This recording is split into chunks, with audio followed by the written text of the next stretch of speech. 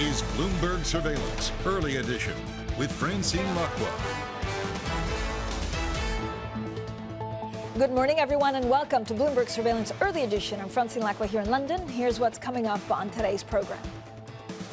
It will be appropriate to cut rates at such time as inflation is coming down really significantly. And again, we're talking about a couple years out. I think, as anyone can see, not a single person on the committee wrote down a rate cut this year. Fed Chair Jay Powell signals more hikes this year after the FOMC keeps rates on hold. The PBOC lowers the rate of its one-year loans, ramping up stimulus as the Chinese economy deteriorates. In Europe, the ECB is expected to tighten by a quarter point, and we're live in Frankfurt. Plus, a blow for the UK as the world's largest producer of natural soda ash cancels its proposed London IPO. We'll ask what it means for Britain as an investment destination. Now, good morning, everyone. Let's check on the markets. A lot going on in the markets because it's all about central banks. Now, stocks were up. Now they're down. They're definitely retreating today. Sentiment a little bit subdued by the Federal Reserve's hawkish tone and also weak economic data from China weighing on resource companies. So on the upside, we have, for example, the retail stocks, certainly here in the UK, ASOS gaining some 13%. And then it's really basic resources that are down the most. Now, the U.S. Central Bank, a lot of people would argue, has quashed enthusiasm in the markets about the potential imminent for rate cuts. Investors about to get an update, of course, on how resolute the ECB is in its campaign against rising prices. So we all know it. It's a big week for central banks. The Fed paused the rate hike but projected borrowing costs to go higher than expected. Following on from the Fed, as we know, the ECB rate decision comes today at 1:15 UK time. So joining us now is Rebecca Chesworth, ETF strategist at State Street Global Advisors, and Bloomberg Opinions' Marcus Ashford. So thank you both for joining us. We're going to have a robust conversation on central banks and inflation. Rebecca, I mean, there's something that the Fed keeps on saying, and there's something that Jay Powell keeps on saying, but the market hears something else.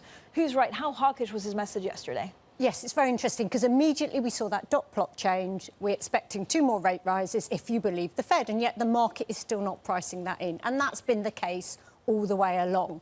Now, that's not surprising because even if you listen to what the Fed is trying to juggle, they're trying to juggle inflation that's sticky, jobs which are very, very strong. And yet, at the same time, you have to think what is happening to those companies that are feeling that increased pressure. What's happening with the rate pressure we've already seen? Yeah. What's happening with the tightening? We've already seen one crack with the regional banks. What's more to come? So I'm not surprised there's a disconnect. But in the background, there's still a lot to discuss. And what we see, and I'm sure we'll come on to talk about it, is it leaves investors very confused. We will. And actually, markets are a little bit all over the place, Marcus. I mean, there's this belief, right, that the Fed is going to go gently, gently. Yeah, because it probably will have to. And I think it's very interesting, the tone that Powell said. So everyone's taken the hawkish element of it. That's just the Fed buying optionality. And as Rebecca's saying, this summary of economic projections, I would say it's gibberish, but it's a horoscope, and they've been proved incorrect for many, many times in recent months. No one really pays much attention to it. It's just what the Fed's trying to retain the optionality for next month, that they can hike if they want to, but it's a coin toss. But they want to keep it a coin toss and not have the market as it wants to, which is price out further Fed rate hikes. I think the Fed's on pause. Interesting point from Powell was about the labour market.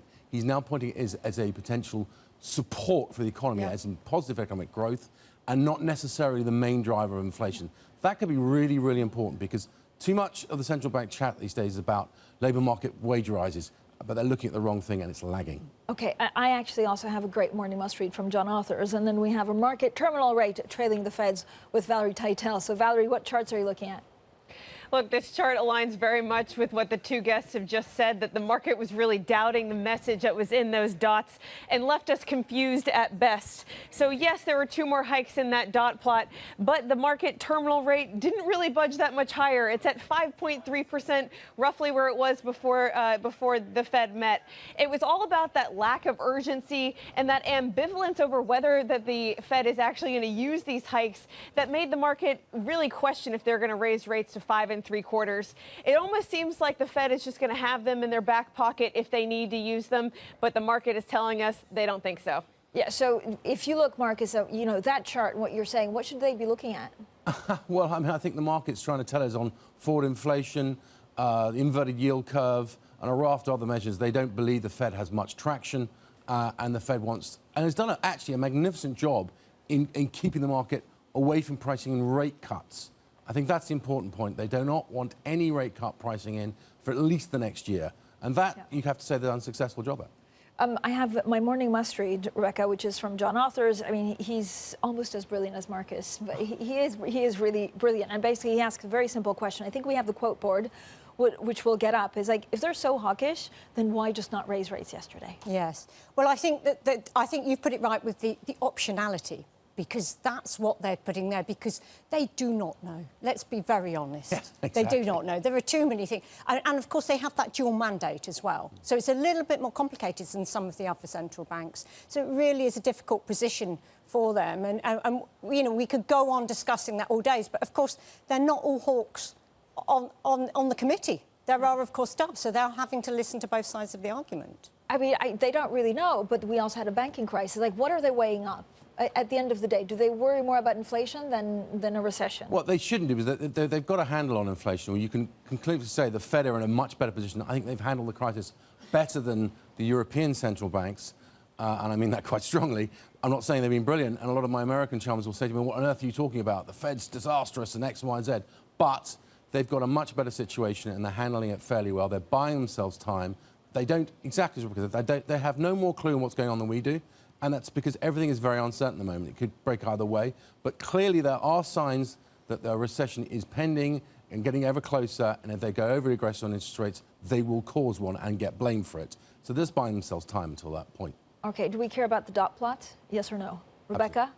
Absolutely yes? Absolutely not. Absolutely not. Rebecca, absolutely yes. We enjoy them for a starting point, as something to compare and contrast.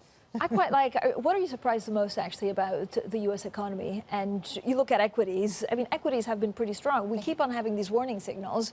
But then if you look at, you know, business, they seem to be fine. They seem to be fine. And we continue to be surprised with those economic figures. Although, you know, you can go on to the argument that it has still been a very, it's broadening out, but it has been a very, very narrow market up till now. Yeah, I mean, I don't understand what we're not looking at. So many people are ready for a recession. How is it possible, Marcus, that we get from 0, like 1% to 5%, and nothing breaks in the U.S. economy? Because there's so much stimulus put in. That's what people are failing to understand.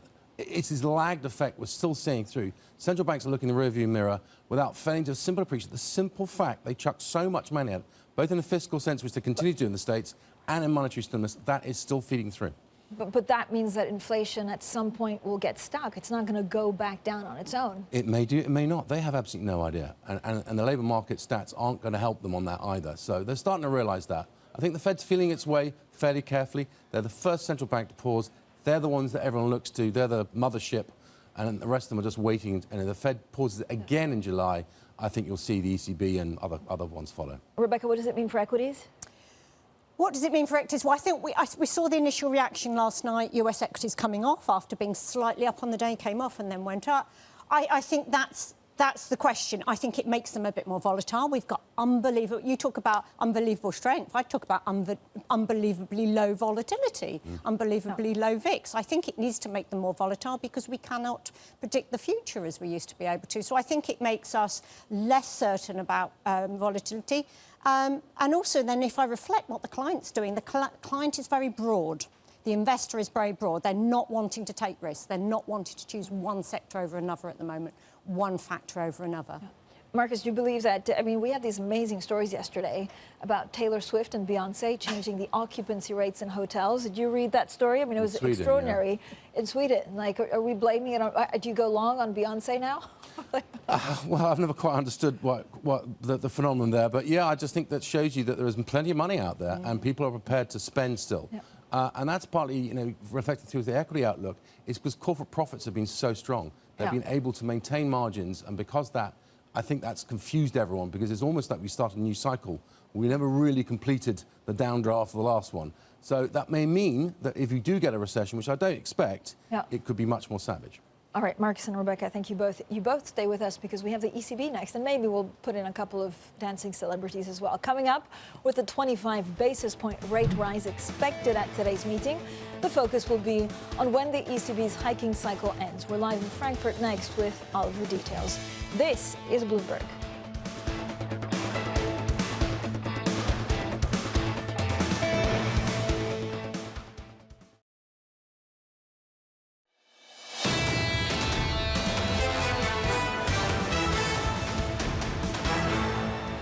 risks of sort of overdoing it and underdoing it are getting closer to being in balance. I still think, and my colleagues agree, that the risks to inflation are to the upside still. Fed Chair Jay Powell there. Now we're back with Rebecca Chesworth, ETF strategist at State Street Global Advisors, and Bloomberg Opinions Marcus Ashworth. Now we talk actually about the ECB. There's quite a lot going on. I think our Maria Tadeo is on the ground in Frankfurt. Maria, I don't know if Maria joins us now or joins us a little bit later. Otherwise, we'll talk, of course, about the ECB and the fact that the ECB and the European economy is in a little bit of a sweet spot. Marcus, right now, I don't know whether rate setting is easier than it is certainly in Japan. You look perplexed. Europe's in a sweet spot. Better. It's in recession. Well, it's in recession, but the ECB has been a lot clearer, right, in what it's trying to do. We'll keep on raising rates and create a bigger recession. I mean, the point for me is okay, what do you do if you're Christine Lagarde today? You buy yourself some optionality, just as we were saying about the Fed. The Fed have bought themselves this skipping game. Yeah. Time for the ECB to join in. In the context, at least, to give themselves the chance that if next month, the day before is the Fed meeting, before the ECB meeting, they can go and say, look, the Fed have paused twice. Yep. If that was to happen, then they should perhaps, I think, also pause across the rest of summer and just move to quarterly rate decisions. Yeah. They used to always do on their policy reviews. The next one will be in September. Yeah. But I don't think she will. I don't think she can, a bit like we've seen with Fed Powell. She's got to talk tough, keep on talking tough, and all the rest of it. But maybe in July, then they can buy themselves a little bit of freedom, because the money supply is collapsing. Yeah. Bank lending has collapsed in all senses in Europe. They're in recession. But will you concede to me that it's an easier decision, given everything that's going on from the ECB, than elsewhere? Well, the decision is nailed on. Yeah, they are going to hike rates by 25 and try and claim that they'll do it again. But yeah, maybe. Maybe. He's always so downbeat on Europe, Rebecca. But I agree in that it is more... I think it's really difficult for Europe. I wouldn't call it a sweet spot, because not only have you got to follow the Fed... Yeah. But you've actually got all of those other countries, all of those other economies, all the other import-export dynamics, job markets to consider. I think it's very difficult, and I agree with you. If you can buy some optionality, you've got to do the rate hike today, but thereafter, if you can hint at a pause... Yeah, so markets are positioning for a 25 basis point increase. There's a little risk, of course, that the ECB could disappoint. I guess today Marcus probably disagrees, but we'll get to that in a second. Maria, you're in Frankfurt following the decision for us. So a hike, done deal, and then what happens next? Yes, Francine, I'm here in Frankfurt. In fact, we're inside the ECB, and somewhere here you have Madame Lagarde already with the rest of the governing council set to make this decision, which is not a surprise. Of course, we know that they will hike 25 basis points today. But again, one of the significance to me from this meeting is that it will really kick off now this debate about the end game and what it means. And what is fascinating about this meeting, some may say it's boring. We know already what's going to happen. The projections, of course, they matter, but we've seen more or less where they see inflation going. GDP, we know, yes, the euro area is in a recession, although some parts of the economy are still doing well. Is this idea of the debate about how do you approach that end game? And what we know from experience is that this is a time where the trade-offs become complicated. The meetings, closed doors from the governing council, they can get heated. You have to get economies that work differently. You have to get to a consensus. That is not easy at times, and that is often the difficulty for the central bank. It's a single mandate central bank, but the dynamics, and you know this, Francine, are so different. The north, the south, the bias that some carry, the implications in so many ways. And on top of that, you have this very strange divergence that's going on between the services and the manufacturing. You're a service economy, that is great news for you, but you're Germany, this is a real headache. The energy situation is still complicated. So this calibration of the end, and when they get to a point where they can confidently say this is the right policy mix and inflation will come down, that will be really one to watch. So for me, this meeting, there's a lot more than meets the eye. And frankly, I'm looking forward to this press conference. Yeah, I'm looking forward to it too. I wonder how many, then there's TLTROs and of course what this means for the banks, especially some of the weaker, smaller banks in Greece and Italy. Maria, thank you so much for joining us from Frankfurt. So if we look at the end game, you could argue, Marcus, that markets are really ill prepared for the ECB raising rates much higher than 3.75%.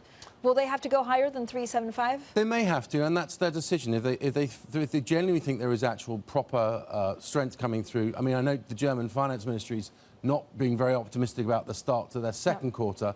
We know Germany's already in recession. So not much good news coming from that point of view, but inflation is turning down. That is the good news here. You can see that in core particularly. So that there is some reason to say that they are running the risk of a credit crunch with, as you mentioned, TLTROs running off. There's a lot of other factors that are upping quantitative tightening, and they will continue to do that. I think they should maybe shift from raising just rates to maybe looking at doing more on QT and less on rates to shift the balance around. But that's probably for September, I reckon. Rebecca, very quickly, if we have these updated quarterly projections for inflation and growth, could they be, the catalyst for higher interest rates for longer? Well, they could be, because I would say, going into that meeting, a lot of people are expecting 3 more rate rises. But then the question is not the terminal rate, it's then how long we stay at that rate, because that's terribly important as well. And I'd say the one thing that we haven't talked about today, but we need to watch, is the European banks. So far, so good. We've had a very positive experience in Europe with our banks, unlike the US regional banks, but we really do need to consider how much more pressure we can put them under. So that's something to watch. All right, Rebecca, thank you so much. Rebecca Chesworth, ETF strategist at State Street Global Advisors, and Bloomberg Opinion's Marcus Ashworth. Coming up, Odey's asset management fund faces major uncertainty. We'll have the latest fallout from the fund manager's sexual assault allegations. That's next, and this is Bloomberg.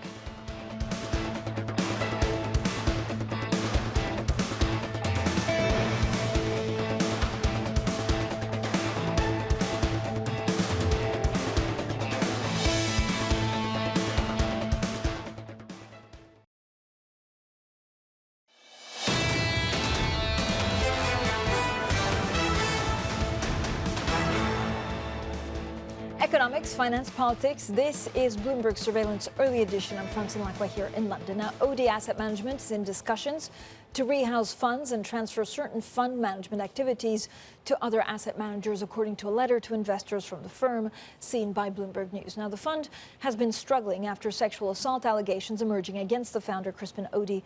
Last week, he denies wrongdoing. Now, for more on all of this, we're joined by our hedge fund czar, Bloomberg's Nishant Kumar, who's been covering the story. So, Nishant, explain to us the chain of events with Crispin Odey and his firm. It's really been a dramatic chain of events at Odey Asset Management over the past 1 week. I haven't seen anything like this unfold in 7 years of covering hedge funds for Bloomberg. I mean, it's really as dramatic as Crispin Odey's ups and downs in performance, really, which he has seen over the last 5-6 years. It all started with fresh allegations of sexual assault against Mr. Odey. And following that, the firm has removed him from partnership, given his funds to other managers to manage. Banks have cut ties, clients have deserted. One fund is closed, 2 other funds have been suspended because of this wall of redemptions that they are facing. Politicians are asking questions from the regulator on what they have really done over the past 5 years. And stunningly today, the firm has now announced that it's looking for a new home for its funds and managers. So, Nishant, what's the future of Odey Asset Management? It's getting very clear that the firm cannot possibly survive in its current shape or form, what it was like a week back. What's really interesting here to note is that it took a sexual assault lawsuit that Mr. Odey won, and at least 4 investigative media stories into his alleged treatment of women over the past 25 years, including the latest by the Financial Times, for his colleagues, service providers, his clients to say enough is enough. It's clear to me, at least, that the firm is now struggling to survive in its current shape and form. Nishant, I mean, does it have, I don't know whether, it changes the behavior of banks or, of course, some of the people that have interacted with them. Is it too soon to say whether they should have acted quicker? Because there were media reports, including Bloomberg reports. Yeah, I mean, that's what, I mean, it has taken, it sounds a bit like a virtue signaling. They can no longer continue doing business with them. But like there have been enough evidences like this over the past 2 years. It's really shocking, and I fail to understand what is new this time. Why nobody acted before this? what is the catalyst? I think we are living in a different world where these things are getting very, very difficult to manage and to ignore. Nishan, thank you so much. Nishan Kumar there with the very latest on Crispin OD. Now, coming up, the UK's appeal as an investment destination. WeSoda's decision not to list in London dashes hopes of recovering from an IPO drought. So we'll have plenty more on that shortly. And this is Bloomberg.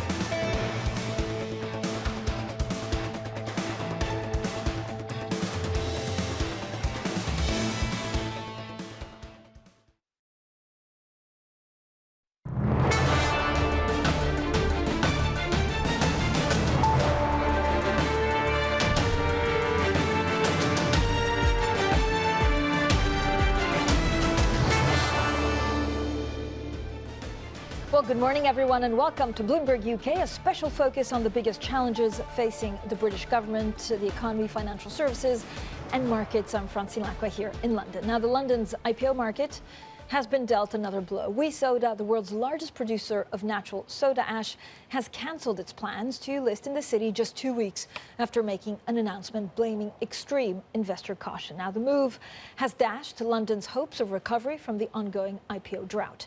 It does come after UK chip design giant ARM decided to list in New York, and Bloomberg data actually shows that just under $600 million has been raised so far this year. Well, I spoke to the WeSoda chief executive, Alistair Warren, a short time ago, and he told me it would be logical for the company to be on the New York Stock Exchange. The good news about our IPO was we attracted a very broad range of investor interest. The bad news, and the reason we ultimately pulled the IPO, was because whilst we were prepared to accept, the normal valuation discount that you get at IPOs, where investors got to was such an extreme position that we just took a view that the valuation just didn't make sense for us, and given that we didn't need the money, we decided to pull the IPO. If you had decided to list elsewhere, do you think the IPO would have gone ahead?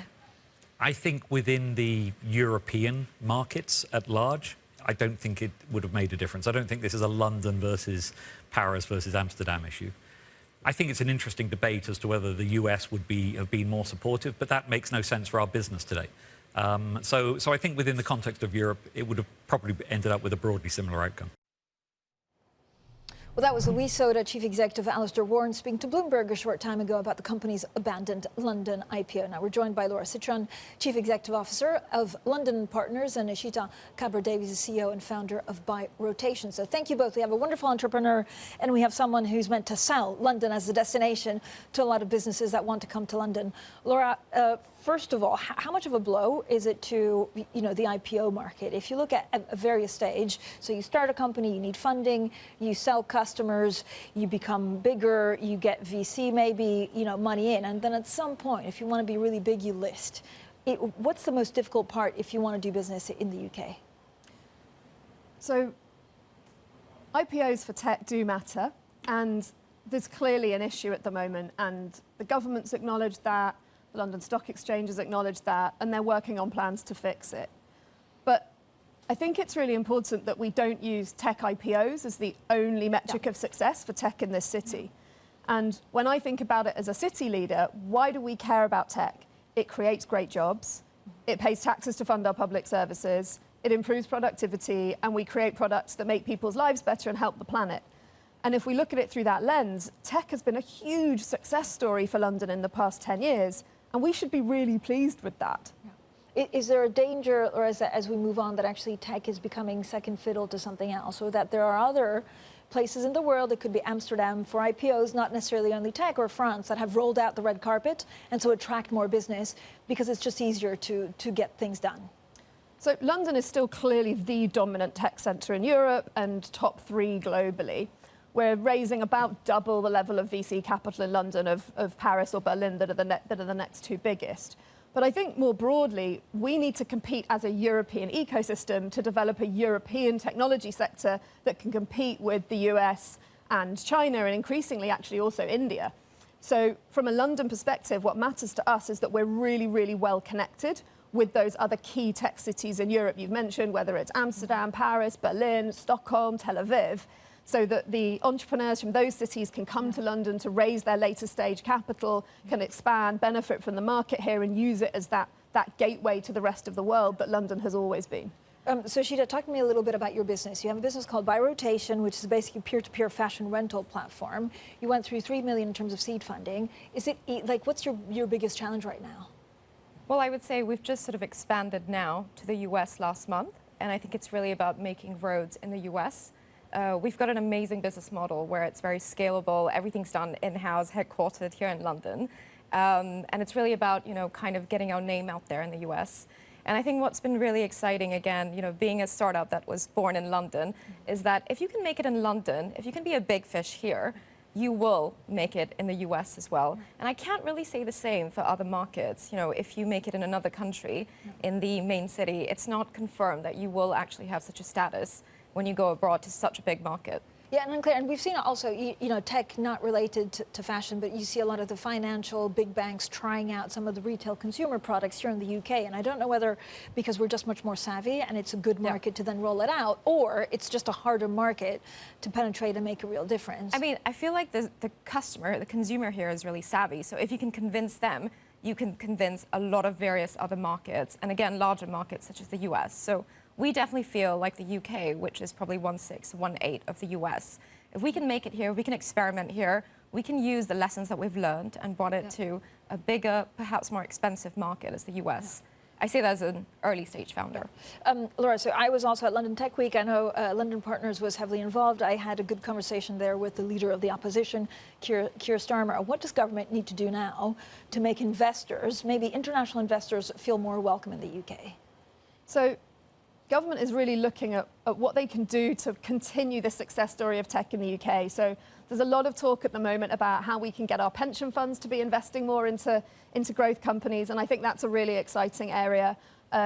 Entrepreneurs talk a lot about migration, and London has always been this fantastic hotbed of talent.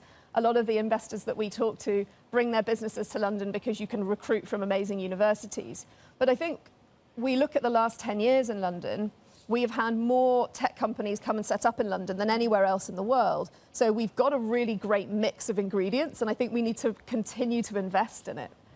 So when you look at some of the questions, and thank you, all of our viewers, I know we are touching on something that's very close to the heart of people that watch us, and we have viewers, of course, writing in with a question. And so, Laura, I think this one's for you. How do you think big firms like NatWest are performing about supporting IPOs in London? So we've seen a lot of the big banks really trying to get into this high growth space. And on Monday this week, for example, we saw what was Silicon Valley Bank US relaunch as HSBC Innovation Banking.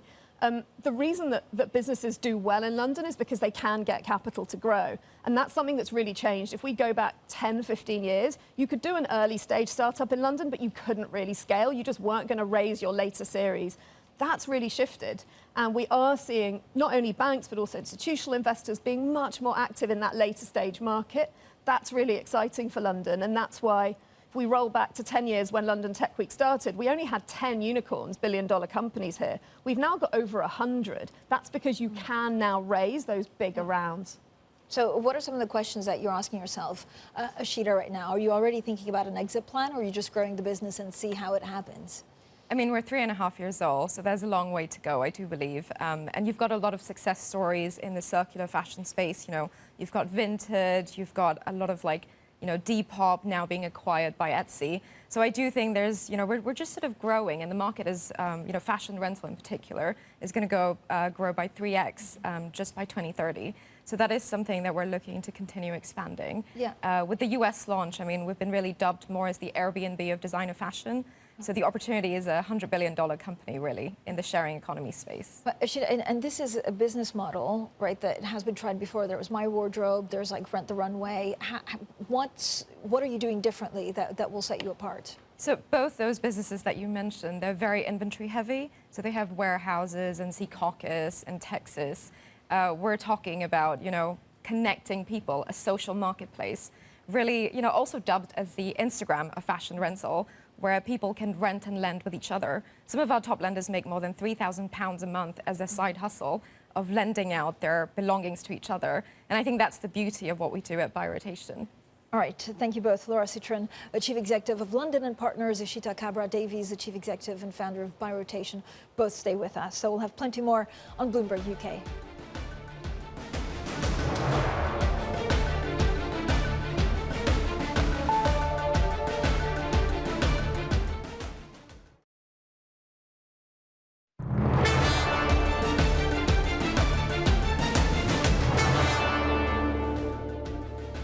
The good news about our IPO was we attracted a very broad range of investor interest. The bad news and the reason we ultimately pulled the IPO was because whilst we were prepared to accept, the normal valuation discount that you get at IPOs, where investors got to was such an extreme position that we just took a view that the valuation just didn't make sense for us. And given that we didn't need the money, we decided to pull the IPO.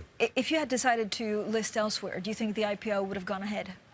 I think within the European markets at large, I don't think it would have made a difference. I don't think this is a London versus Paris versus Amsterdam issue. I think it's an interesting debate as to whether the US would have been more supportive, but that makes no sense for our business today. So I think within the context of Europe, it would have probably ended up with a broadly similar outcome. But had you tried to list it in New York, you think you would have had a better chance of going through it? Had your business model permitted it because of what? Is it capital flows? Is it investors? Yeah, look, I think ultimately the issue in Europe is that there's a very high level of caution because, frankly, the IPO market has been closed for such a long time. Obviously, there's been one or two and some notably sort of big name IPOs that have got done, but generally it's been closed. And I think that, today there's just such a level of caution, such a fear of what will happen in the aftermarket that people just drive ever lower values. And what you really need is a group of investors that are prepared to look at a company on its strengths, its fundamentals, and have the conviction to step forward. That was the WeSoda Chief Executive Alistair Warren speaking to us a short time ago about the company's abandoned London IPO. Britain's ambitions, though, as an AI superpower have been boosted. Generative AI startup Synthesia Chief Executive Victor Riparbelli has talked up the UK's ability to be an AI leader. I'm definitely pro-regulation. I think we should set up the right guardrails for this technology. The UK has a lot of the ingredients required to actually be an AI superpower, which I think every government in the world right now wants to be an AI superpower. I think few countries have. Is basically the talent density that we have in the UK. So I think that's something that would rule in favor of the UK actually having a good shot at being an amazing hub for AI moving forward. Still with us, Laura Citron, Chief Executive Officer of London and Partners, and Eshita Kabra-Davies, the CEO and founder of By Rotation. So thank you both for sticking around. Laura, again, you focus in a lot of basically attracting business to London and the UK, especially London. And it's interesting to see the government, hear the government want to be this like AI super regulator. Does that attract business with it? Or because you're a super regulator, it actually means that there's less capital flows in this space? I think if we look at the analogy of fintech, where London and the UK have taken a pretty innovative and progressive approach, that's actually really driven the growth of the fintech centre, because we've seen fintech businesses from around the world come to London to innovate in the regulatory sandbox. So if we can take a similar approach around AI, be the country that's setting those globally recognised standards, it can be really powerful for driving innovation. But as we just heard from Synthesia, regulation isn't the only factor that businesses look at when they think about where they want to set up. And for AI, talent is a huge driver. Yeah. And the fact that London's universities and the UK's universities are really strong on AI will also make a big difference. How has Brexit impacted? And we talk about the skill shortage. And I don't know whether it is education and retraining, or is it also Brexit, meaning that so many Europeans have had to go back home? So what we've seen in London is a shift in where our international students are coming from. We have fewer European students, but we actually have record numbers of international students. They're just coming from different places around the world. And entrepreneurs that we talk to, and we have thousands of entrepreneurs from around the world in London this week for London Tech Week, still find that London is a huge draw for talent. That's partly because of the universities and the students, but also because it's just a great place to live, so people want to relocate here. Yeah, so what's your it is a great place to live. I concur with that. Eshita, when you look at some of the challenges going forward, what is it? Is it regulation? Is it attracting talent? Is it platform? Is it technology? So I was actually just going to add, because I'm an immigrant founder myself, and I came here as an international school student. And I love the fact that actually now you have talent from all over the world as well, which is fantastic. I think the biggest challenge for us, probably more as a consumer early stage startup, is that there's less love for consumer startups, I will say, in the space at the moment. So I do feel like there's quite a bit of funding for health tech, fintech, but there's probably less of a focus on consumer because the consumer is probably a bit mindful of how they're spending. But I guess lucky for us at Buy Rotation, you know, that's a tailwind for us because people are reconsidering how they spend and instead they're investing in higher quality pieces and then lending them out on the Buy Rotation app. Okay, so interesting. Thank you both for joining us. Laura Citron, the CEO of London & Partners, and Eshita Kabra-Davies, the CEO and founder of Buy Rotation. Now, Bloomberg is compiling a list. This is very exciting. We're compiling a list of the UK's most promising startups. If you know about a company that's doing something really innovative and unique and deserves some extra attention, let us know. You can email us at ukstartups@bloomberg.net. Coming up, AI is all the buzz, and next we'll speak to someone who's right in the middle of it. Stability AI Chief Executive Emad Mostaque joins us next live from the Founders Forum. This is Bloomberg.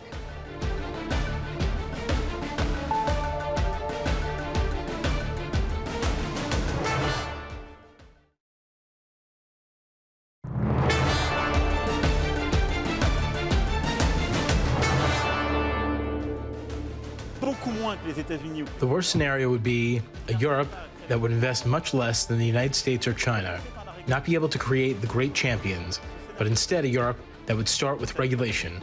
This scenario is possible. It is not the one we stand for, and it is not the one I will support. Well, that was French President Emmanuel Macron warning that Europe should not fall behind on AI at the Vivatech conference in Paris. Now, let's have a look at the UK. There are a couple of stories that we need to really focus on. First of all, the UK grid expecting renewables to curb blackout risks next winter. Now, this is a great story by our Todd Gillespie.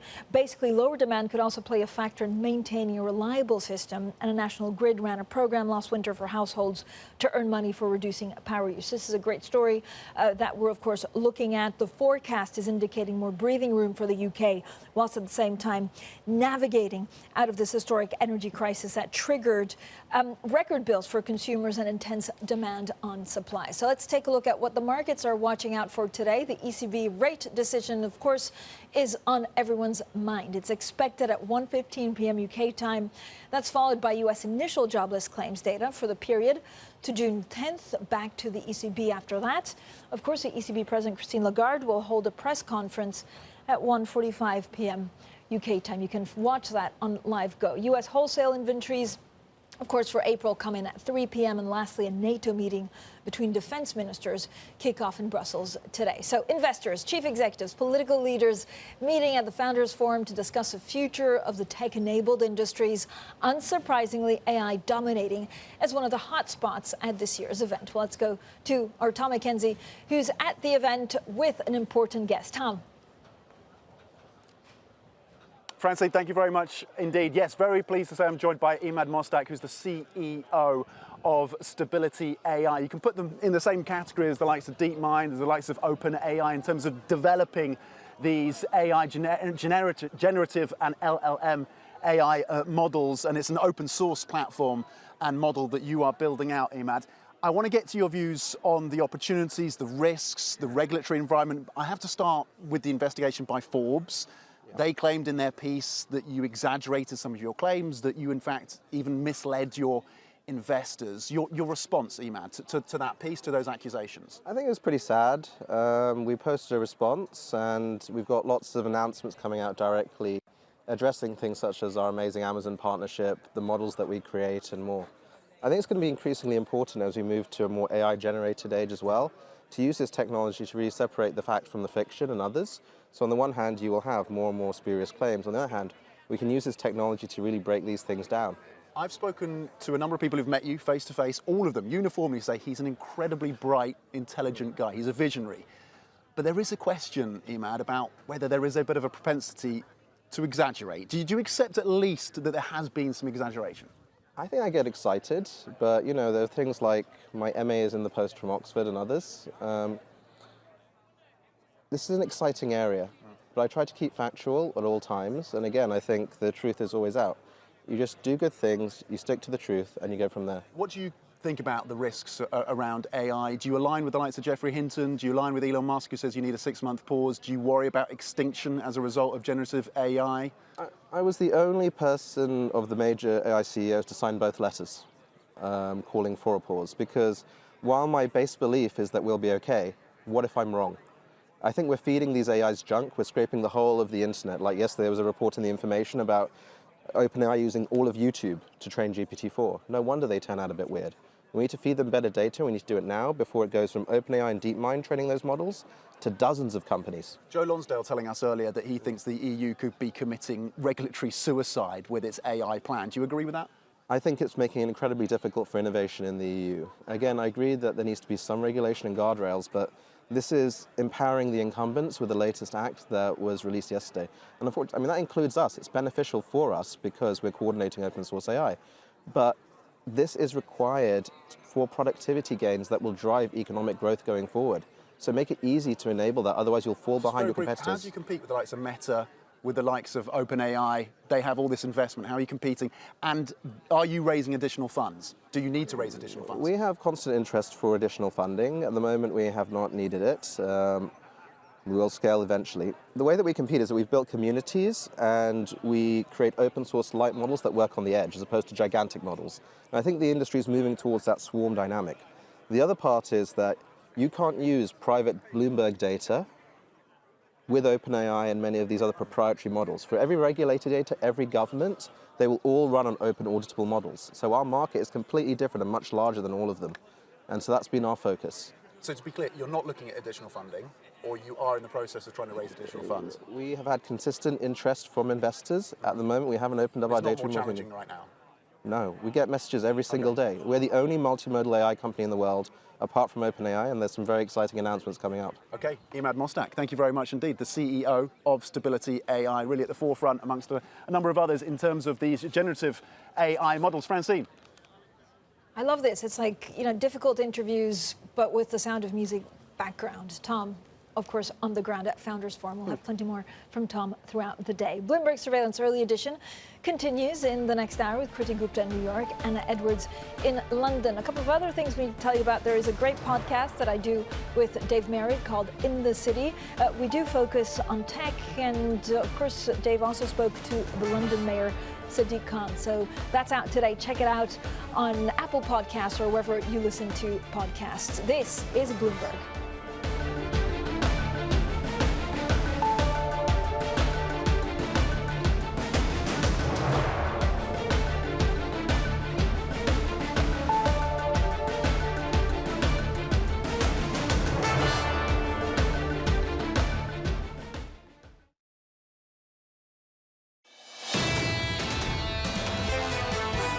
This is Bloomberg Surveillance Early Edition with Anna Edwards and Kriti Gupta. It's 10 a.m. in London, 5 a.m. in New York, and 5 p.m. in Hong Kong. Our top stories today. China ramping up efforts to boost its economy. The PBOC cuts its medium-term lending facility rate as Beijing raises expectations for more stimulus amid growing signs of a weakening economy. Over in the US, the Fed pauses its string of rate hikes, with Chair Powell striking a hawkish tone. He says a rate cut is years away, with risks to inflation still to the upside. And central bank decisions continue, with the ECB expected to deliver what could be its penultimate rate hike later today. Welcome to Bloomberg Surveillance Early Edition. I'm Anna Edwards in London with Kriti Gupta in New York. And we got a revision to the dot plot then, Kriti, and equity markets didn't fall off a cliff. Perhaps they're having another think about that this morning. Still not falling off a cliff, but just retreating slightly. Perhaps a little bit. And look, the question it comes about is how much of the conversation we heard from Chairman Powell yesterday was, at the end of the day, priced in. Remember, Anna, we've seen a lot of optimism going into the Fed meeting, which we traditionally don't see on those Federal Reserve days. So how well did the Federal Reserve ultimately guide market participants on exactly what they were going to do? That's going to be a question we explore throughout the rest of the show. As far as kind of the shock in markets, the concept of higher rates for longer is really interesting, because now if you look at the bond market, the concept of Fed cuts this year has been completely completely wiped out. You're not seeing that priced in anywhere into the market. We're going to discuss throughout the show about whether or not that is a fair assumption on the market's behalf. For now, futures lower by about 0.2%. Again, kind of normal given that we had this run up to the Federal Reserve decision. You can even argue kind of buy the rumor, sell the news. Seeing a little bit of that in futures this morning. But 44.09. Remember, we're getting closer and closer to 4,500. That technical target that a lot of strategists on Wall Street are saying that's how we're going to end 2023. So interesting that we are still staying above 4,400 on that level. The two-year yield gets interesting here because, again, higher rates for longer suggests higher yields perhaps for longer as well. 4.72 on the two-year yield, higher by about 3 basis points. Where the yields go, the dollar follows. Those interest rate differentials are going to start to push the dollar, or at least create a little bit of a floor for the greenback. 1230 on the Bloomberg Dollar Index, higher by 0.1%. I wouldn't call it major conviction, Anna, just because we do have other central bank decisions, the ECB later today, and of course the BOJ overnight as well. So that's going to influence the dollar as well. But for now, a little bit of strength there. NYMEX crude gets interesting because as we talk about recession watch, a 68 handle on NYMEX crude.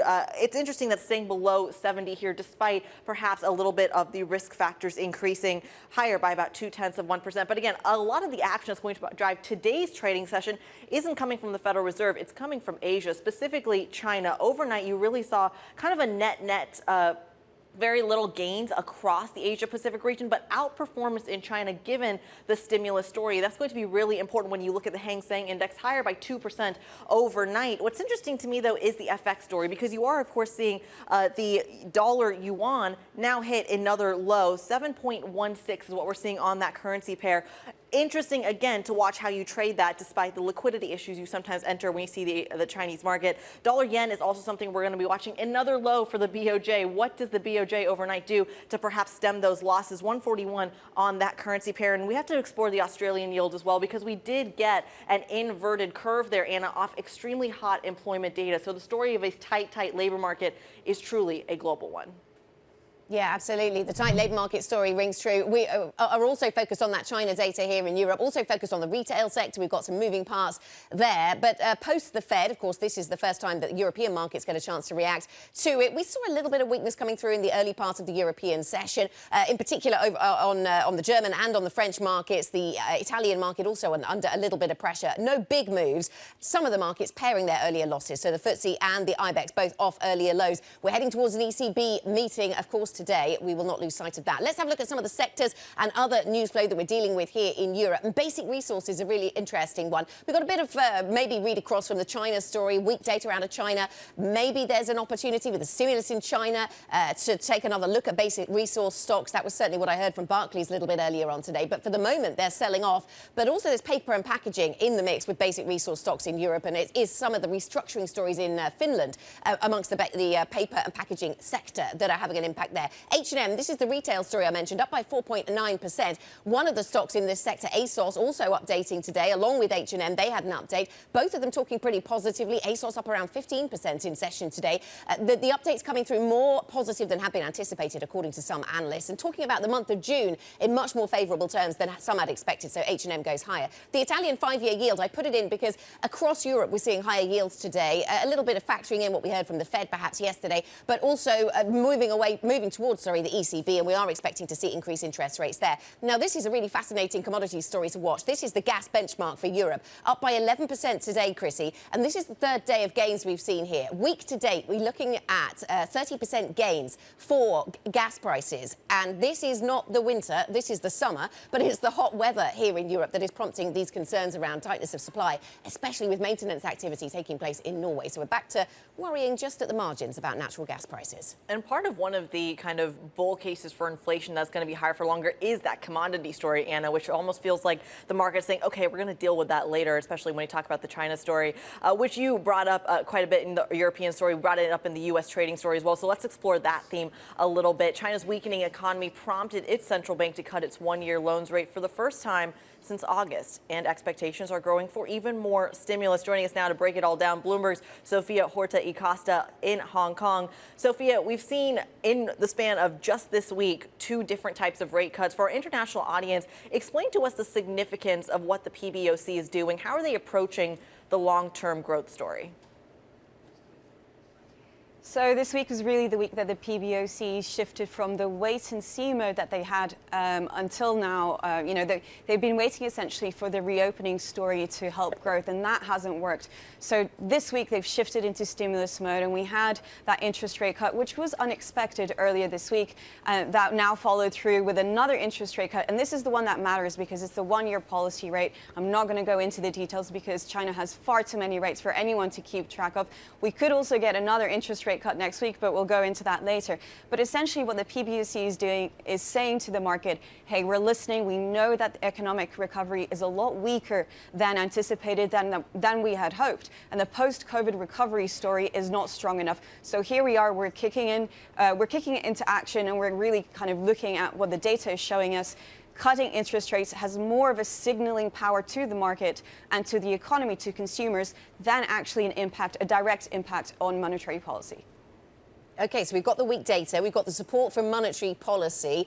Where is the weakness in the data then, Sophia, that is prompting this? And therefore, where is fiscal support going to fall, going to be used to help out the Chinese economy?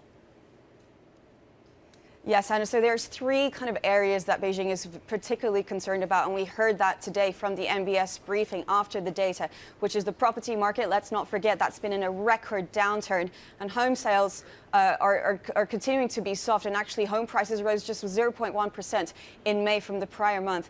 Really, really coming off a low base from last year as well. So the property market, that's a slower recovery, and it's a huge part of GDP. So that's one thing that we know that Beijing is going to target. The consumer story as well. Let's not forget, in other economies, when COVID zero or the strictest COVID measures were scrapped, people went out to spend. We're not seeing that in China. So really trying to revive the consumption story. That's where Beijing wants growth to come from this year, given the concerns around debt. So the consumer story, very much a concern. And the other one is youth unemployment, Anna. Today's number was again ugly. It reached 20.8%. That's a record high for youth unemployment in China. And that's only going to worsen. We get the summer graduating season, more young people coming to the market. So that's really a top of mind for policymakers. Bloomberg Sophia Horta y Costa walking us through a very complicated Chinese recovery story. We thank you as always. We go from the China story to the U.S. story across the Pacific, turning there to the FOMC, hitting the pause button on rates. But Fed Chair Powell indicated more hikes are still on the way as they stick to their inflation goals. Joining us now with more is Bloomberg's Valerie Teitel. Valerie, this market seems unfazed by all the warnings that Chair Powell had in his message yesterday. What do you make of it? Yeah, unfazed and basically just confused. That was the message the market got yesterday. The S&P 500 index ended the session hardly changed, and two-year yields only budged 2 basis points higher. That is despite probably the most hawkish set of dots that the market was expecting, reflecting not only one, but 2 more hikes maybe in the cards this year. But look, Kriti, during the press conference, it was not backed up by any urgency to use these hikes. It wasn't backed up by any hawkish language. Almost a kind of ambivalence over whether they will need to use them, just leaving the market quite unsure whether they're going to get to this 5 3/4 terminal rate that was reflected in the dot plot. In fact, as this chart shows on screen, the market pricing of the terminal rate hardly budged. It's still solidly around 5.3%. Didn't necessarily get dragged higher by those hawkish dots. And frankly, the hawkish thing that Powell really said was that he was going to use the last month's data when they come to make the decision in July. So perhaps, just perhaps, they'll take into consideration the hot data we've had in the previous month when they do make their next rate decision in July. He was asked many times, if this dot plot is reflecting 2 more hikes, why don't you just raise rates today? And he followed with this laying out 3 variables that he's concerned with: speed of hikes, the ultimate level of hikes, and the time at which they hold those hikes there. And he said, I'm not concerned with speed anymore. Speed isn't our biggest issue right now, is we need to slow down so we can finesse the correct level of hitting this terminal rate before we spend some time holding rates high. Okay, Valerie, thanks very much. Bloomberg's Valerie Teitel joining us with analysis of the Fed's decision and press conference yesterday and some of the market moves. Now the focus shifts to the ECB, of course, expected to raise rates later today as investors keep a close eye on the bank's forward guidance. For more, Maria Tadeo joins us live from Frankfurt. Maria, what do we expect then from the ECB? Yes, Anna, good morning. I think for starters, obviously, a monetary policy decision that is very well calibrated, and that is another hike, another 25 basis points. That should take, in principle, that deposit rate to 3.5%. We're also waiting for updated macro projections for the euro area. And you just talked about the Fed and this idea of global central banks. Of course, we know that they always keep an eye on what they're doing. They do so in the name of global coordination for the global economy. But one of the questions, of course, is will this have an impact on the ECB? When it comes to today's decision, obviously not. Madame Lagarde has been clear that on this journey, as she likes to say, to bring down inflation, to target, the ECB is not Fed dependent, it is data dependent, but there is a common thread which has to do with the end game. And one of the fascinating topics in this meeting will be that the calibration to the end. I'm not saying today is a final hike. It will not be July. It's obviously very much in the cards, but we're getting to that point where you're about to reach that home stretch. And that is obviously one of the trade-offs for the European Central Bank become complicated, where you do see that sometimes consensus in the governing council can get heated. And this is a constant balancing act for the central bank. It's 20 different economies. And as you know, well, one mandate, but a lot of issues that they have to calibrate that work for everyone. Right, and of course, at the heart of the story with the PBOC and the Federal Reserve, as you just mentioned, is the growth piece of the equation. We have economic projections from the ECB today as well. What should we be looking out for? Look, to me, there's two things. The inflation number, of course, is the medium term. Is a 2024, it's a 2025. It's that idea of what happens in the medium term, because we know the central bank at this point, yeah, they look at the monthly data, but there's a lot of seasonal factors that feed into this. We know that energy has been very volatile. That immediately brings down or up headline inflation. What they care about is a medium-term outlook, so that they're now convinced that the forces of monetary policy have really kicked in and will bring inflation closer to target. The other number, to me, particularly important this time around, has to be GDP. We know the euro area is now in a technical recession. How do they see it? Is it a mild one, or actually there's something now that is fundamentally concerning in the medium term? Maria, thanks very much. Maria Tadeo, our colleague there on the ground for us in Frankfurt, with all you need to know ahead of the ECB's meeting. We will get great analysis on the Fed next. Coming up on the programme, the former Fed Vice Chair, Richard Clarida, joins us with analysis of what we heard from the Fed and his assessment of the US economy. Stay with us. This is Bloomberg.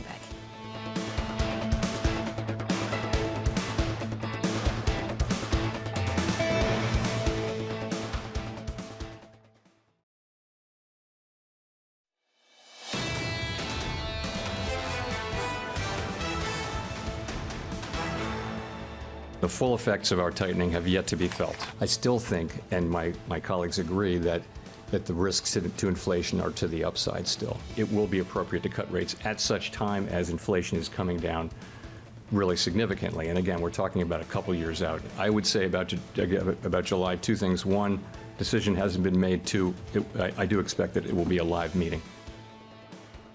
That was Fed Chair Powell at yesterday's press conference. A really fascinating meeting at a time when the Federal Reserve isn't really changing when it comes to their actual policy rate. Joining us now for more analysis and insight, Richard Clarida, former Vice Chairman of the Federal Reserve and Global Economic Advisor over at PIMCO. Thank you, as always, for joining us. Walk us through the thinking here. It feels like at the core of the argument of the Federal Reserve is simply that this skip, if you will call it that, is simply based on the idea that the lag needs to kind of catch up a little bit. Is a month enough to see the effects of a lag? Well, it's a good question, and in fact, Kriti, and thank you for having me on the show, Anna, as well. The Fed really, since November of last year, in its statement, has been indicating that at some point it would want to pause and take stock, because monetary policy does operate with a lag. So in some ways, they've telegraphed for months that they would want to pause or skip, and that's what we saw yesterday. But I do agree, they did mark their projections in directions which showed much slower decline in inflation, much less decline in economic activity, and obviously they shifted up their view that potentially 2 more hikes are needed. So it was what I would call an awkward but hawkish pause. And of course, the chair at one point said skip, and then he corrected himself, but I'll call it a skip. What then do you need to see in this next meeting to have yet another skip? Well, they actually don't get a whole lot of data between now and the meeting that's relevant. They'll get one more employment report. They'll get one more CPI report. And I think they did get a question in the audience yesterday along those lines. As the chair indicated, you know, the next meeting is live, which is Fed speak for saying that they could go. I think market pricing now more or less lines up with where we are, that given what we saw yesterday, they'll probably get that rate hike in at the July meeting. So that's the way it looks right now. Good morning to you, Richard. So you would call it a skip. You do like that terminology. You've just referenced July. How many more hikes do you think we have to go then from the Fed? Well, I really think that for the first time in a long time, the Fed is data dependent. I think one reason why market pricing has not fully reflected the second hike, indeed, I think on your show you did mention basically market pricing has one more hike and then the Fed is done, is I think the markets and PIMCO has a different view of both inflation and activity this year. The Fed has inflation coming down more slowly than a lot of folks, and the Fed also has a smaller rise in unemployment than a lot of people expect. And so I do think that if the data is closer to market expectations versus Fed expectations, that they could be done in July. So I really think for the first time in a while, they really are data dependent. So they're data dependent. Is that enough for you to doubt the second dot then, Richard? That seems to be what you're suggesting. I'll put it this way.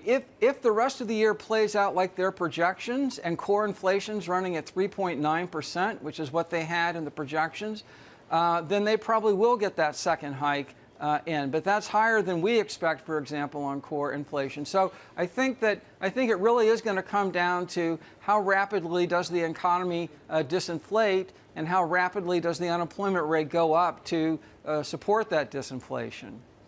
Vice Chair, about a year ago, the idea of a terminal rate at 5% or even higher was unheard of. The contrarians were really called out for it. Now, so you have some calls in the marketplace from some major Wall Street strategists saying a terminal rate, especially in this era of long-term sustained inflation, could be as high as 10%. Is that believable to you? No, I really don't think so. You know, the well-known Taylor rule or versions that I've worked on as well, I think for the current state of U.S. data, you would think a rate of around 6% right now would probably be, I think, a plausible endpoint. And again, you know, the data could change. If inflation's very sticky and stubborn, then they'd have to do more. But no, 10% doesn't seem in the realm of feasibility to me. Talk to us then about the read-through into the bond market. You are, at the end of the day, the economic advisor to PIMCO. Yeah. When it comes to the liquidity story, when it comes to pricing this, are you at all worried that maybe these very quick market fluctuations from multiple rate cuts priced into multiple rate hikes very quickly is going to hurt the bond market more than necessary? It's a great point, because you are right. Objectively, the volatility at the front end of the curve in the last year or so has been at a record level. And just look at daily changes in the 2-year yield, for example. Now, at some level, you know, this has been a complex situation. We had a pandemic, we had a global inflation surge, and we actually had a very hawkish pivot from the Fed in June of last year. So some level of volatility in front-end pricing, I think, it just goes with the territory. I actually wrote a piece for PIMCO in December making the point that we would see this tug of war between the Fed communication and market pricing, and we've seen a lot of it. I do think right now, compared to what we saw earlier, that there's less of a disconnect, I think, between the Fed and the markets than there has been in some time. So I don't think it's a concern right now, because we're really much, I think, close to the end of this rate hike cycle, not the beginning. Close to the end of the rate hike cycle, Richard, but what do you see as the medium-term landing point, I suppose, here? Do you think we're heading for a period of structurally higher interest rates medium-term, higher than what we have known of late? Great question. You know, we just explored this in PIMCO's most recent Secular Forum, and our baseline view is that the Fed and the ECB and other central banks will ultimately do what it takes to anchor inflation expectations closer at their targets. And once they get there, and it may take a couple years, we do think that policy rates will be more or less in the range that we saw before the pandemic. But the challenge now is that inflation's too darn high, and central banks want to run restrictive policy. But they will succeed, and when they do, we do think rates will come down more or less in the range that we saw before the pandemic. So in the U.S., that would be a federal funds rate of, say, 2.5% to 3%. So you don't buy arguments that suggest that various factors such as geopolitical changes will result in a higher structural inflation environment? Exactly. Our baseline view is that Anna, it may well result in more inflation pressure, and it may make the job of central banks more difficult. But we do believe that they'll do what it takes to resist that. And so the destination, we think, is they'll get there, but the rate path required and the choices that they have to confront may be more challenging. Vice Chair, when the labor market concerns first arose, I want to say a year and a half or 2 years ago, the concept of a job full recession kind of formed. And something interesting that Chairman Powell had said in his press conference, and I'm going to quote here, he said there is a path to getting inflation back down to 2% without having to see the kind of sharp downturn and large losses of employment that we've seen in so many past instances. Does that suggest that a job full recession is on the table? I don't think so, and I agree with the chair in the sense that the indicators of the labor market I follow, employment cost index and similar, indicate to me that wage inflation now is probably about a point above where the Fed would like it and to be consistent with price stability.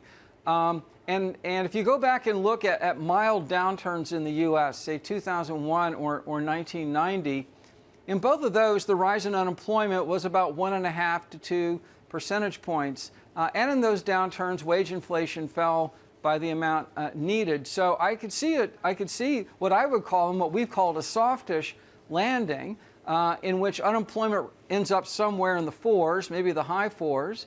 That would be, I think, a good outcome. It would technically still probably go in the books as a recession. I think getting the disinflation the Fed is looking for without a technical recession will be difficult, but getting a decline in inflation in a labor market with an unemployment rate, you know, in the mid to high 4s is certainly something that we could see. Okay, Richard, thank you so much for joining us. Richard Clarida, former Fed Vice Chairman and Global Economic Advisor at PIMCO, in Europe for us, and so giving us his thoughts post the Fed meeting on their analysis and his thoughts. He'll call it a skip, even if the Fed Chair Jerome Powell didn't want to call it one, he will. Now, coming up on the programme, we'll stick with the Fed story, look ahead to the ECB. Ian Lingen joins us, head of US rate strategy at BMO Capital Markets. Lots more on the Fed. This is Bloomberg.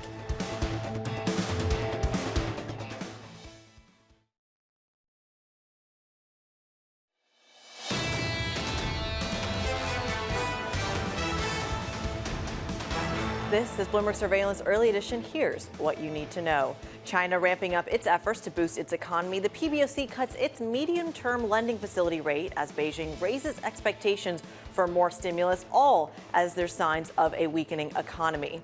Over in the U.S., the Fed pauses its string of rate hikes, with Chair Powell striking a hawkish tone. He says a rate cut is years away, with risks to inflation still to the upside. And central bank decisions continue, with the ECB expected to deliver what could be the penultimate rate hike later today. I'm Kriti Gupta in New York with Anna Edwards in London. Anna, a lot to digest, but it feels like just maybe in the absence of the Federal Reserve really making bigger waves, the PBOC might have the bigger move on markets today. Well, it's certainly having an impact here in Europe and prompts lots of questions about what other support the PBOC is going to give or fiscal authorities will give perhaps more. Now the question after we've seen that short-term and medium-term cut from Chinese monetary authorities. So that's the China story. It does have a bit of an impact, a bit of a flow through into European stocks. Of course, we watch luxury stocks, we watch basic resources with all of that in mind. This is the Stocks Europe 600, actually down by 0.4%. A little bit of a hangover from the Fed conversation of yesterday, perhaps. US stocks didn't fall on the back of the more hawkish dot plot from the Fed, but that's certainly something that is factoring through, sweeping through markets, if you like. So we're a little bit weaker here in Europe. And then there's the China conversation. Basic resource stocks down by 1.8%. Yes, there's the stimulus to support the Chinese economy, but there's also the weakness of the data itself. Perhaps that weighs. But also the basic resource sector here in Europe also includes paper and packaging businesses. And we're seeing some restructuring of those, and that's having a downward impact on some of the share prices within that sector. So we watch that carefully.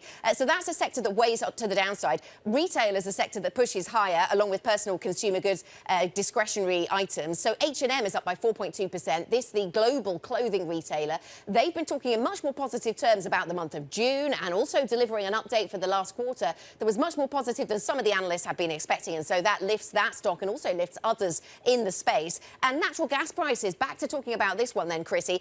We've got a move of 14.6% just today in natural gas prices. This is the European benchmark. Concern about maintenance activity taking place in Norway. Also, so that's the supply side. Also concern around the demand side with, of course, what the stimulus measures in China might look like. Will that attract some of that flow, some of that LNG flow into Asia? That's one thing. But also the hot weather here in Europe is certainly raising questions about demand at this time of year. Chrissy? Yeah, and the commodity story as well as the Asia story is going to be feeding into the U.S. growth story, specifically as we talk about China and just how much deflation is exported and the ripple effects on the commodity space. For now, though, you are seeing a little bit of muted price action, Anna. Futures down about 0.3%. It kind of feels like a buy the rumor, sell the news type of environment off of the Federal Reserve. A two-year yield at about 4.72, yields higher by about 3 basis points on the front end of the curve. To me, though, what's interesting is what's happening in the FX space. The greenback seeing a little bit of strength following the yield story, but we are getting headlines here out of Japan. The Prime Minister, Kishida, saying not thinking of dissolving the diet during current session, of course, referring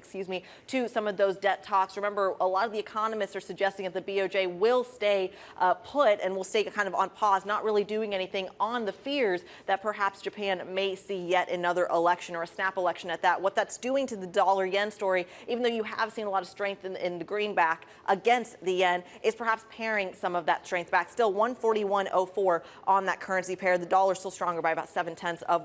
NYMEX crude also worth hitting, Anna, as you talk about the commodity story. A 68 handle, a little bit of strength there, higher by 1%. But remember, an average move for oil right now is about 3 to 4%. So nothing to really write home about just yet. Yeah, absolutely. It has to be bigger than that to make it onto some people's radar, doesn't it, Chrissy? So let's focus in on what we heard from the Fed. We just talked to Richard Clarida about his view, formerly vice chair of the Fed, of course. Let's get another view on what's going on in markets and the Federal Reserve's role. Ian Lincoln is joining us, head of US rate strategy at BMO Capital Markets. Ian, very nice to have you with us. We talked to Richard Clarida a moment ago. He seemed to maybe doubt the dots to some degree. He can buy into the idea of one more hike from the Fed. He's not really sure about the second one. Do you doubt the dots?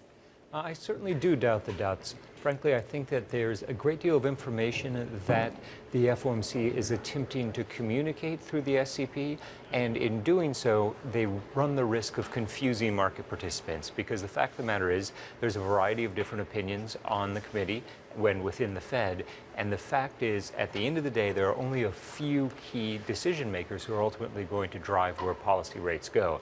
And so I think that it is appropriate to fade the dots at this point in the cycle. Why do you suggest that then, Ian? Is it that the inflation environment is weakening faster? Do you see it weakening faster than the Fed does? I expect that over the course of the next 2 or 3 months, what we'll see is we'll see a downshift in the core CPI data that had been printing at 0.4 or 0.5 to printing at 0.2 or 0.3, and that will bring the year-over-year numbers lower than the Fed is anticipating. And we also have seen an increase of the unemployment rate, 0.3% off the cycle lows. While headline non-farm payrolls growth has been strong, the reality is that some of the underlying currents within the employment market are concerning, and I think really do play into this idea that we might only have one hike left in the cycle. So Ian, let's then talk about the kind of market read-through here. Off the back of this rate decision, we didn't see a ton of reaction in the bond market, but let's talk long-term, because Chairman Powell made it very clear that inflation is here for longer, higher interest rates are here for longer, really correcting what the market had priced in when it comes to cuts. When it comes to the bond market, we've seen a decades-long bull market for bonds. Is this the start of a reversal of that? Are we in for a perhaps multi-year bear market for bonds? I think that's an excellent question, and one of the reasons that I expect that there's a bit of disconnect within the market and what the Fed is telling us is what we have seen over the course of the last 25, 30 years has been a massive increase in transparency on the part of monetary policymakers, and as a result we've seen a compression of volatility further out the curve, and that's really what's driven the bull market for bonds, and that is predictability and credibility on the part of the Fed. And the Fed is now engaged in trying to reestablish the credibility that they lost last year, and if they're successful in doing that, then we would expect that the range for Treasury yields will be reestablished and still be comparatively low versus where it might have been 10 or 15 years ago. I love that you use the word credibility, because the stakes are so high for the Federal Reserve after calling inflation transitory for so long. Talk to us a little bit, though, about this terminal rate. The target end now at about 5.75%. Is that really sustainable? Is 1 month really going to give them the room they need to reassess the risks?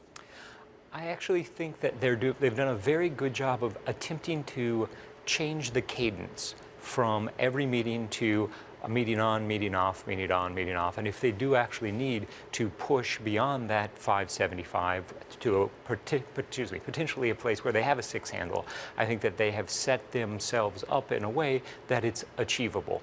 That being said, I do think that there is a clear message from Powell that we heard, which is it's time to stop and assess and figure out what occurred with the regional banking crisis. Will the associated credit tightening really flow through and slow the velocity of money, and will that be enough of a disinflationary impulse for them to justify being on hold for an extended period from here?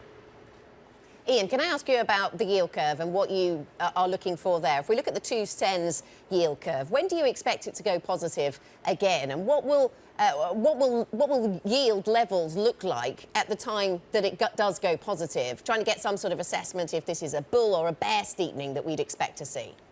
I think that ultimately, at the end of the day, what we'll see is we will see a bull steepening of the yield curve driven by the 2-year sector. Now, up until this point in the cycle, there had been the perception that effective Fed funds should function as a floor for nominal rates.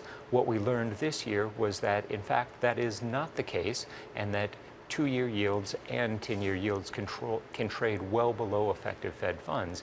And in doing so, that sets the market up to end this year with a bond bullish tone in the front end of the curve as the market begins to price in the at least 100 basis points of rate cuts that the Fed has already told us will occur in 2024. All right, Ian, I'm going to put you on the spot here. 30 seconds. The bond market has completely priced out cuts for this year. What brings that pricing? What reverses it back to say we need a cut?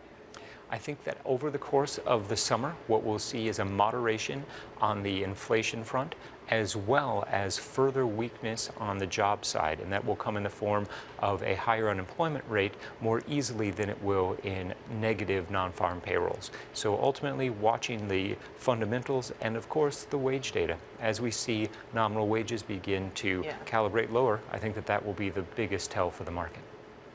Ian, thanks so much. Thanks for your time. Ian Lingen of BMO Capital Markets. Thanks for joining us here on the programme. Coming up, JP Morgan global economist Nora Sentivani joins us to talk us through her view on the global economy. This is Bloomberg.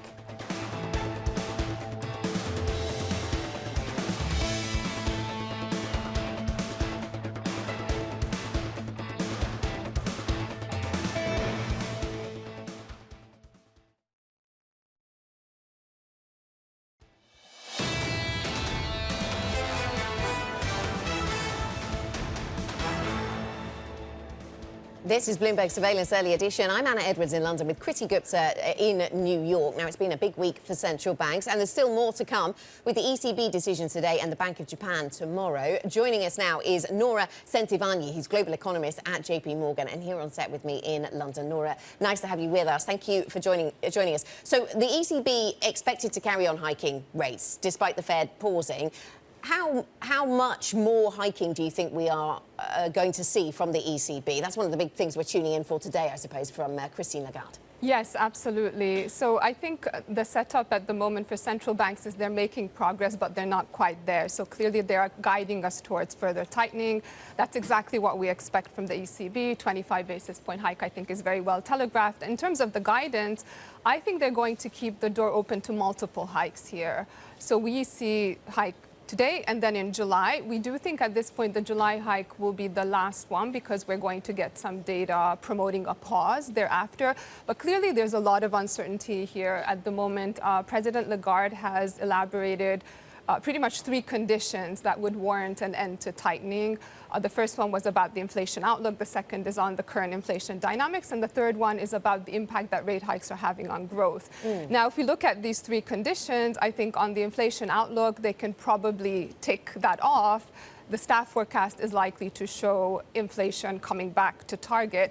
But how much weight are central banks really putting on inflation forecast right now after a period where they've significantly overshot? I think in terms of the current inflation dynamics, clearly they cannot declare victory. Core inflation in particular is stuck at very high levels, around 5%. That's the same for the US, same for the euro area. And then in terms of the impact of tightening on growth, it's not as forceful, perhaps, as one would like at this point. Yes. How do you assess the lags, the transmission mechanism, the pass-through so far, I suppose, from the ECB? Yeah, I think, look, so far, clearly there's a tightening in overall financial conditions, in credit conditions. We saw reduced demand, didn't we, actually, in some of those surveys? That's true, but for credit. Exactly, but ultimately, you know, growth for the time being is weighed down by the earlier supply shocks. So growth is weak, but it's not so much because of the impact of policy tightening. And I think we can see that most clearly in the labor market, right? The labor market has just remained incredibly resilient across the board. I mean, in the euro area, the unemployment rate is actually 1 percentage point below where it was prior to the pandemic. You see wage growth at extremely strong levels relative to where the ECB would like to see it going. Same thing for unit labor costs. So that doesn't give them a whole lot of confidence in these projections of inflation getting back to target. Nora, you have a real expertise in the EM world, so let's talk about China a little bit. One of the concerns about kind of decelerating growth in China is that it could potentially export deflation. Given the read-through into Europe and the United States, is that exporting deflation thought process something that might be welcomed by the ECB and the Fed? Yeah, it would be welcome, but we're not really seeing signs of that coming through so far. I mean, a lot of the inflation we're seeing increasingly in the developed world, it's in services inflation, it's quite domestically generated. Likewise, a lot of the deflation in China seems to be domestically generated. So it's a reflection of weak domestic demand conditions there, in contrast to very strong or stronger domestic demand conditions elsewhere in the developed world. So we're not really seeing that transmission or spillover that one would have expected from China deflation into the rest of the world. So right now, I don't think it gives central bankers, in the U.S. or in the euro area a whole lot of comfort at this point that they can stop tightening here just because they're seeing this deflation coming through. In China, oil prices, yes, they have come off. We have recently revised lower our oil price forecast, but generally speaking, they're kind of holding in, and certainly they're not coming off very sharply to the point where it would be putting significant downward pressure on the outlook. Nora, in terms of kind of the read-through for central banks, of course, every central bank is going to adhere and kind of cater their decision-making to their own country. Last week, the conversation was about the Bank of Canada and the Reserve Bank of Australia. What kind of precedent this week has the Federal Reserve set for central banks around the world? Yeah, exactly. I mean, it feels like we are following a little bit the playbook that we got in Canada and Australia, in that those central banks they did pause, and after a certain amount of time of pausing, they then restarted rate hikes. So it's clear that central banks, even though they thought they could be in a situation where maybe they've brought their tightening cycles to the end, the data are not supporting that kind of end to tightening. And similarly, from the Fed, we thought that this would have been the last hike in May, but actually now it looks like they're going to be pausing. They paused this month, and it looks like they're going to be hiking again in July. So we have actually revised our expectations, and we're now looking for one more hike in July. So it's very much a precedent that is now being set up, whereby maybe central bankers are slowing down the pace of tightening, but not yet comfortable enough that they can bring an end to rate hikes here. Yeah, we see something different in China and over in Japan, don't we? The latter of those we'll hear more about tomorrow. Nora, thanks very much. Thanks for joining us. Nora Centovani of JP Morgan with thoughts on the global central banking conversation. Coming up, a look at some of the market-moving events that you need to watch out for today. This is Bloomberg.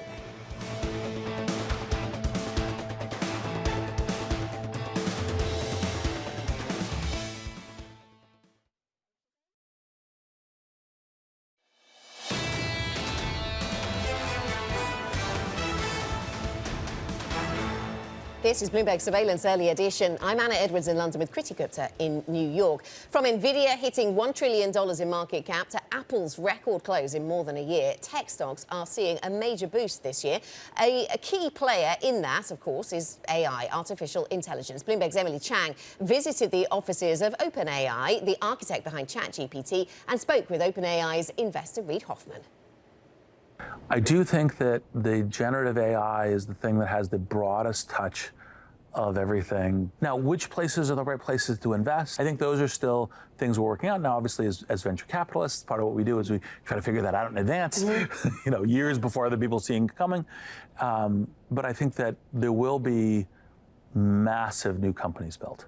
It does seem in some ways like a lot of AI is being developed by an elite group of companies and people. Is that something that you see happening? In some ideal universe, you'd say for a technology that would impact billions of people, somehow billions of people should directly be involved in creating it. But that's not how any technology anywhere in history gets built. And there's reasons you have to build it at speed. But the question is, how do you get the right conversations and the right issues on the table? So do you see an AI mafia forming? I definitely think that there is, because you're referring to the PayPal mafia. Of course. I definitely think that there's a network of folks who have been deeply involved over the last few years, will have a lot of influence on how the technology happens. Do you think AI will shake up the big tech hierarchy significantly? What it certainly does is it creates a wave of disruption. For example, with these large language models, in search, what do you want? Do you want 10 blue links or do you want an answer? In a lot of search cases, you want an answer. And a generated answer that's like a mini Wikipedia page is awesome. That's a shift. So I think we'll see a profusion of startups doing interesting things in this. But can the next Google or Facebook really emerge if Google and Facebook or Meta and Apple and Amazon are running the playbook? And Microsoft. Do I think there will be another 1 to 3 companies that will be the size of the 5 big tech giants emerging, possibly from AI? Absolutely, yes. Now, does that mean that, one of them is going to collapse? No, not necessarily, and it doesn't need to. The more that we have, the better. So what are the next big 5? Well, that's what we're trying to invest in. That was AI investor and LinkedIn co-founder Reid Hoffman, choosing his words pretty carefully there. Speaking with Emily Chang. You can catch the full interview on The Circuit with Emily Chang. That's tonight at 10 p.m. Eastern Time. Kriti, let's take a look at some of the movers pre-market. Yeah, there is going to be a lot that you have to go through. Let's start with the Lennar specifically, because this is going to be a bigger home building stock that you were really keeping an eye on. LEN is your ticker here. They beat their order estimates, which is really important as we talk about the housing market and really talking about some of the stories that are really hitting the macro piece of the equation, which is, at the end of the day, the Federal Reserve. How much denting are you going to see from their extremely high rates? Well, Lennar says not a whole lot at the moment. Their 3-month orders are actually coming in pretty strong. CVS is another stock I have my eye on, though, Anna. The healthcare story is so fascinating when it comes to kind of the United Health read-through. It was one of the major decliners in weights yesterday when it comes to just increased healthcare costs, and that reading into the CVS Health story, except it was defended over at Cowen, really talking, or TD Cowen, I should say, saying that, look, this is not really going to have a read-through into CVS, and that defense has pushed those shares higher by about 1%. And at the end of the day, Anna, we have to very quickly talk about Tesla as well. Those shares are moving lower, breaking their winning streak of 13 straight sessions. I imagine the Fed has something to do with that, down about 3.4%. So a lot going on the micro front, Anna. Yeah, absolutely. Plenty happening on the micro front. In terms of things we're watching for today, the ECB has to be front and centre then, Critty, at least from a macro point of view. As we discussed with our guests a little bit earlier on, we're expecting a hike from the ECB, expecting a continuation of the hiking cycle, even though we have the Fed now on pause. Call it a skip. You call it a skip if you're Richard Clarida. You don't call it a skip, though, if you're Jerome Powell. Yeah, the skip versus pause language is very interesting. And I'm going to find it very interesting what the BOJ, what the ECB has to say when they're asked whether they have to consider a skip or a pause. How do they interpret that terminology as, of course, reporters and investors alike really kind of comb through that language very, very carefully. Yeah, we'll be watching the BOJ, of course, into tomorrow's session or through tomorrow's session. We'll hear from them tomorrow. The politics at play here, although interesting, the headlines that you broke down earlier on, suggesting perhaps a little bit more freedom of movement for the BOJ than could have been the case if we'd seen some bigger political change over there in Japan. That is it for Early Edition. Surveillance is ahead. RBC's Amy Wu-Silverman joins the team. They'll also be talking to Megan Green, which is interesting. It's soon to be joining the Bank of England, of course. So lots of interesting conversation, no doubt, to be had there. This is Bloomberg.